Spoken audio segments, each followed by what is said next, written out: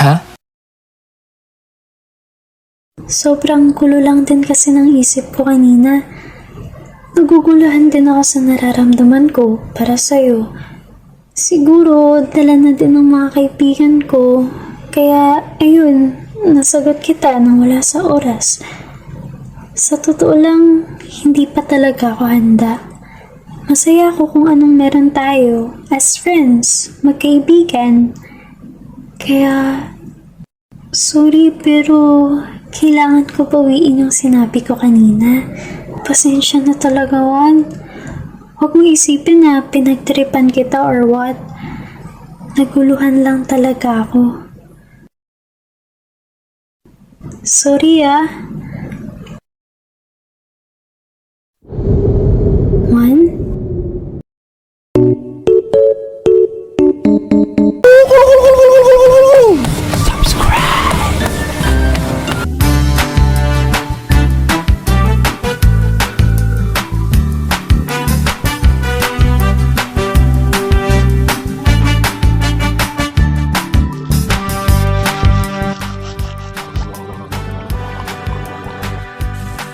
Hi, ako si Juan.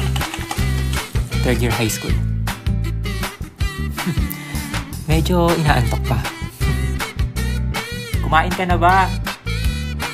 Hindi pa, sa school na lang.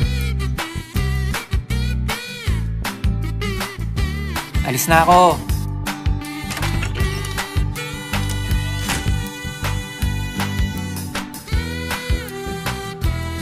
Malapit lang yung school ko sa bahay namin. Walking distance lang. Pwede ako mag-tricycle pero mas gusto ko maglakad. Alam niyo na, exercise din sa umaga para pagdating ko sa school gising na gising na ako.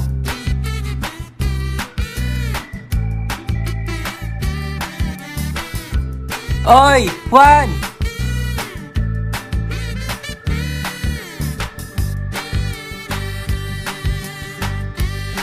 Oy! At ito, yung kwento nung first time na nagka-girlfriend ako.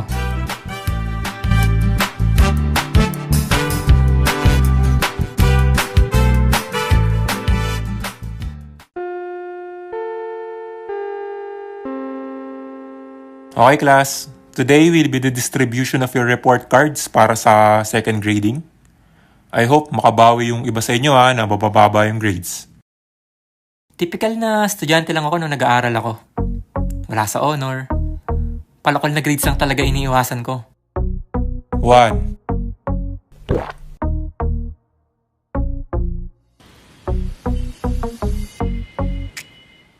Naku, sana walang palakol. Kahit 80 na lang. Please, please, please, please, kahit 80 na lang. Sana walang palakol. Basta ako, may line up 7 to.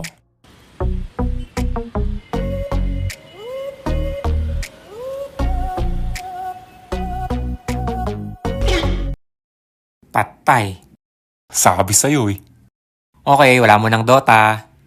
Good luck, pre. Ayoko talaga ng line up 7 na grade.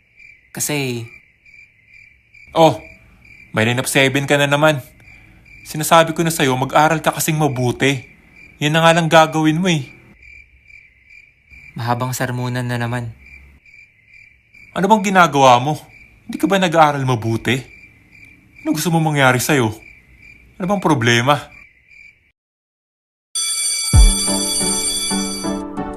Excited lang ako sa school pag may mga art contest.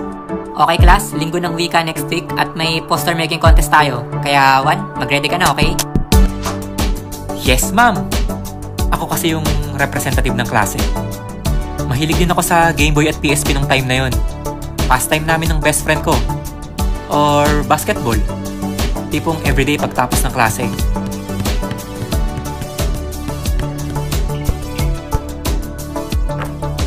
Nice game, nice game!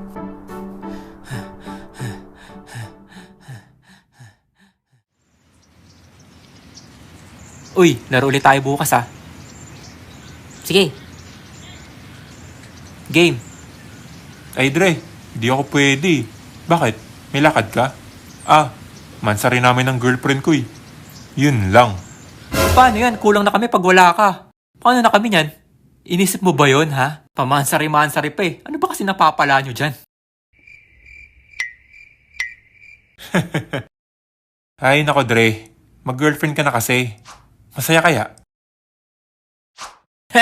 Sus, wag nyo ako idamay sa kakornihan nyo. O nga, Wan, ba't di ka pa mag-girlfriend? Mahina ata to eh. Ligawan mo na kasi si Blue. Si Blue? Hep, wait, pause. Okay. Pag-usapan natin yung mga naging crush ko. Hindi ko na maalala actually kung kailan ako unang nagka-crush. Elementary, grade 3 ata.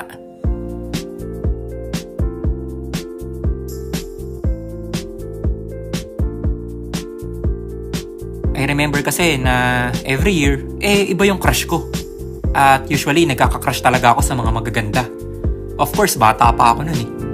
Pero hanggang dun lang. Like, crush lang talaga.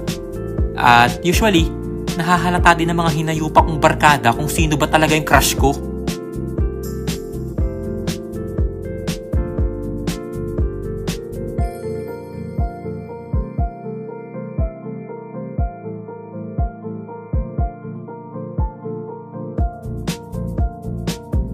Blue, hi daw, sabi ni Juan.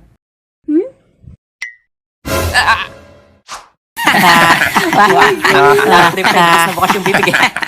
Pasukin ng langaw. Mga busi talaga tong mga to sa buhay ko eh. Let's talk about Blue. First of all, syempre, hindi naman Blue yung pangalan niya. Itago na lang natin siya sa pangalang Blue. Kasi I remember na blue ang favorite color niya. Classmate ko siya since first year high school ako. Pero hindi ko pa siya crush nun. I really noticed her nung nag-third year na kami. Hindi ko alam, siguro nag-bloom siya. That's the time I realized kung gaano siya ka-cute. Halos magkasing tangkad yata kami nun eh. Tapos lagi siyang may hawak na panyo. She always covered her mouth pag tumatawa siya. Magaling siya sa school. Always nasa top 5 to. Especially in English. I remember pag may contest kami sa English, siya yung pambato ng klase namin. In terms of dancing and singing naman, siguro we can say na moderate. Sakto lang. And in sports,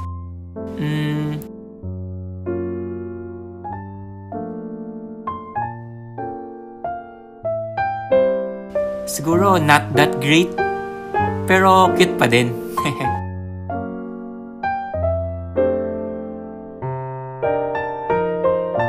Siya yung crush ko nung third year ako. Si Blue.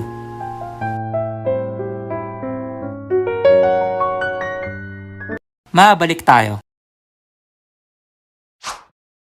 Mahina. Di ako mahina, no? Di ka pa nagkaka-girlfriend, di ba? Di pa nga. Lato, mahina tong bata natin, Dre. Supot pa ata to eh. Oo nga eh. Di ata marunong manligaw eh. Takot, baka mabasted daw tol eh. Mukha nyo, mababasted.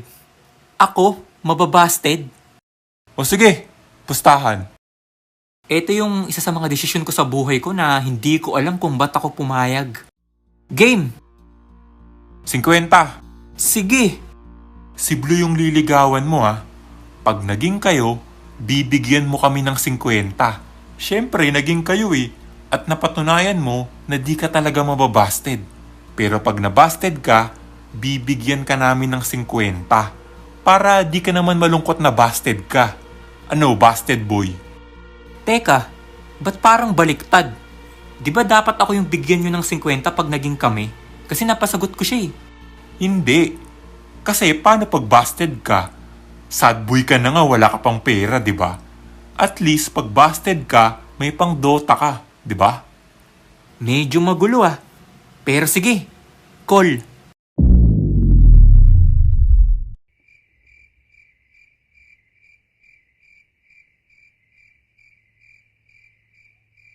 Ay, tanga, ba't ka pumayag?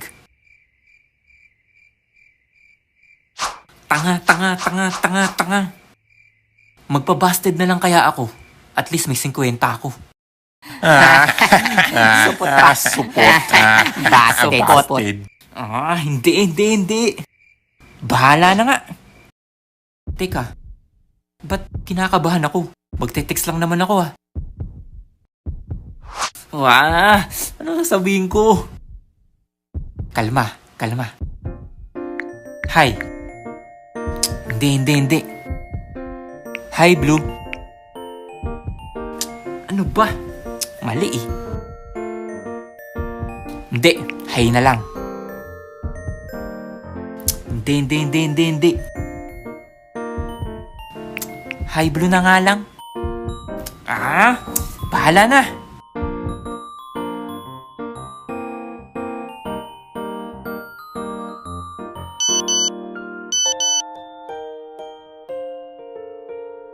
Hi, Blue. Mag-reply ka. Gagawa na ako ng assignment araw-araw, promise. Promise talaga, mag-reply ka. Gagawa na talaga ako ng assignment araw-araw.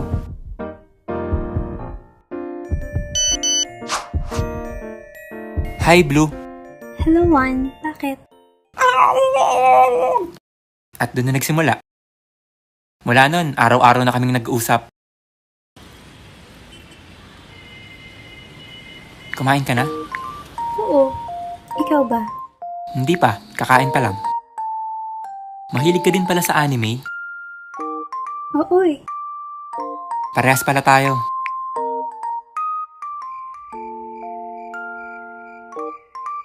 Late na. Hindi ka pa ba matutulog? Hindi pa naman.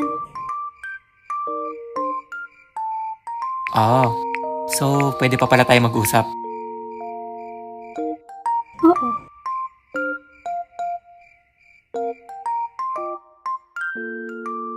Papasok ka pala bukas? Oo naman. Bakit? Wala naman. Gusto na kita makita eh.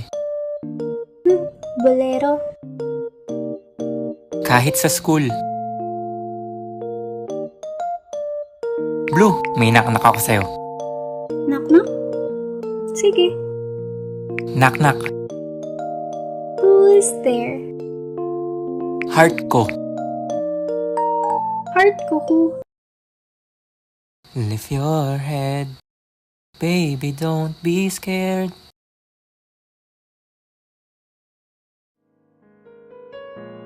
Asan yung heart mo dun? Nasa'yo. Loko ka talaga. There were times din na magkakatinginan kami. At parang nag-uusap na kami sa tingin pa lang. Alam niyo yung ganun? Yung parang may sariling mundo kayong dalawa, tas walang ibang nakakaalam.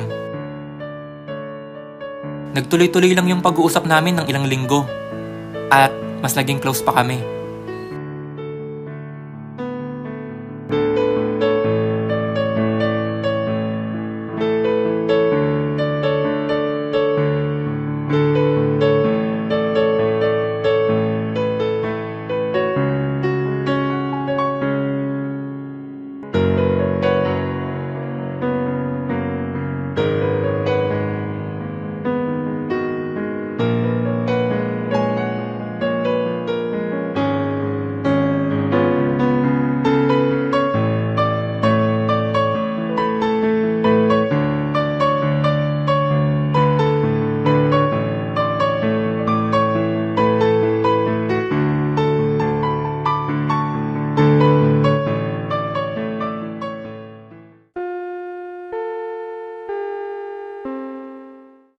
Uy, Blue, nice report.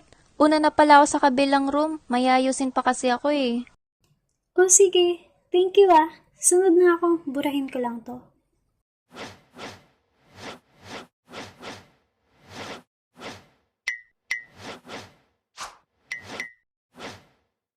Tulungan na kita.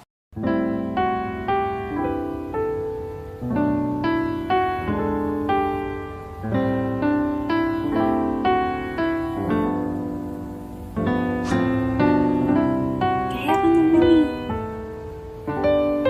Kamusta kamusta pala? Kamusta? Parang di tayo magkausap palagi ah.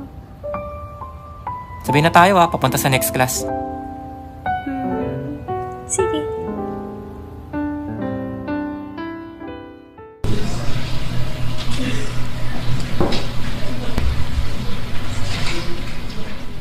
Okay, class. I'll give you 30 minutes to answer the questions as a group. Uy, Juan. Musta na kayo ni Blue? Busted ka na ba? Bigyan na ba kitang 50? Wow, boy. Hindi hinahanda ko na nga yung 50 mo eh. Malapit niya na ako sagutin. Mukha mo sagutin. Nag-uusap ba kayo? Oo naman, matagal na. Buwan na. Matagal pala. Sige nga, pasahan nga natin ang sulat. Ha? Titingnan lang namin kung nag-uusap ba talaga kayong dalawa. Para lang malaman namin kung anong totoong status nyo.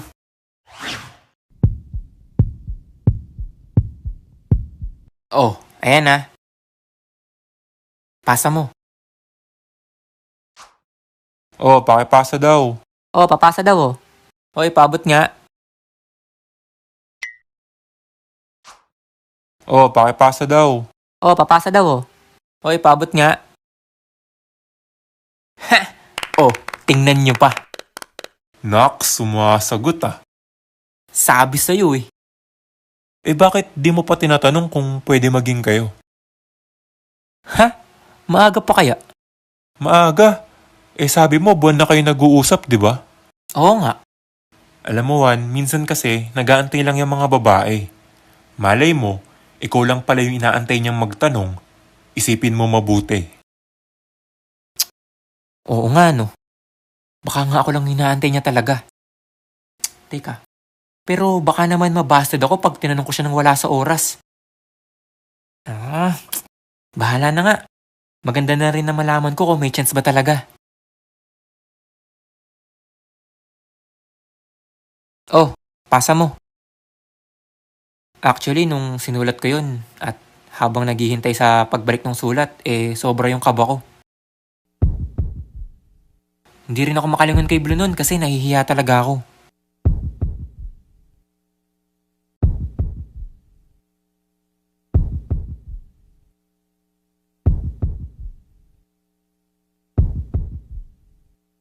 Oh, eto na. Tinanong mo na ba? Di ko nakita kung anong sinulat mo eh. Basta.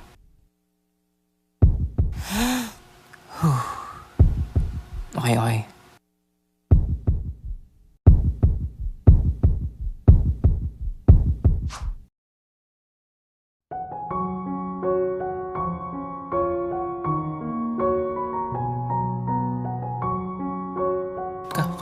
Kami na?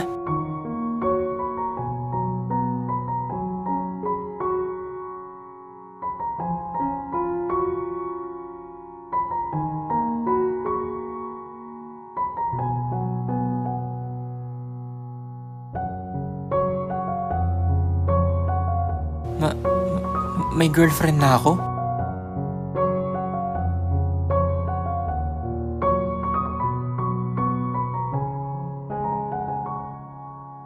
Hindi ko maipaliwanag yung nararamdaman ko that time. Sobra yung saya ko. Pero hindi rin ako makasigaw kasi nandun yung teacher namin. Para akong baliw kasi ayaw mapigil yung ngiti ko. Alam mo yung feeling na sobra yung kilig mo tas ang hirap na hirap ka itago.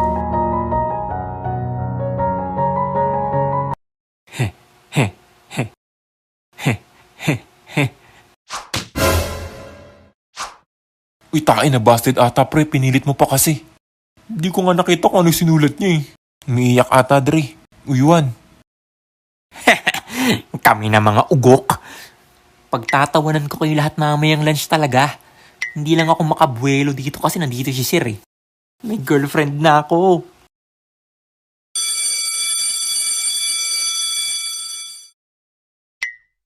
Uy, di makakain si Juan. Uy, Juan, okay ka lang ba? Tae, pinilit mo kasi. Tulala tuloy. Eh nako, panggap-panggap sad boy pa din. Pero yung nasa utak ko talaga. Dapat ata sabay na kami nag-lunch eh. Teka, pwede ko na ba hawakan yung kamay niya? Ihahatid ko na siya araw-araw. Yes! Juan? Pwede ba tayo mag-usap? After mo kumain, dun sa hallway, papuntang CR. Sure. Sige.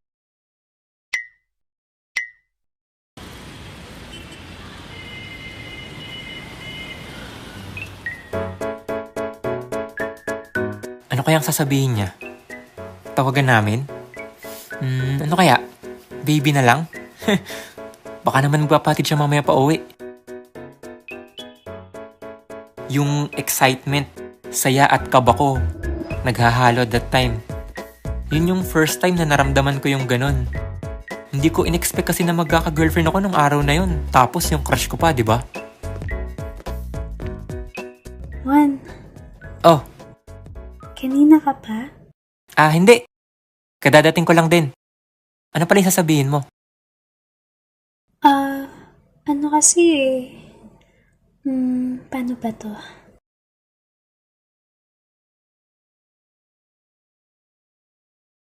Yung about sa mga sulat kanina. Yung pagsagot ko sa'yo ng yes. Ano kasi eh.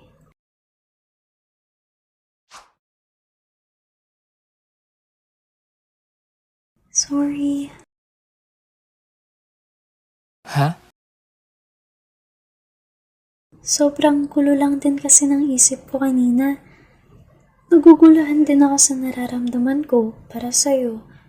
Siguro, dala na din ng mga kaibigan ko. Kaya, ayun, nasagot kita nang wala sa oras. Sa totoo lang, hindi pa talaga ako handa. Masaya ako kung anong meron tayo as friends, magkaibigan. Kaya, sorry pero kailangan ko bawiin yung sinabi ko kanina. Pasensya na talaga, Juan. Huwag mo isipin na pinagtripan kita or what. Naguluhan lang talaga ako. Sorry ah. Juan? Okay lang yun.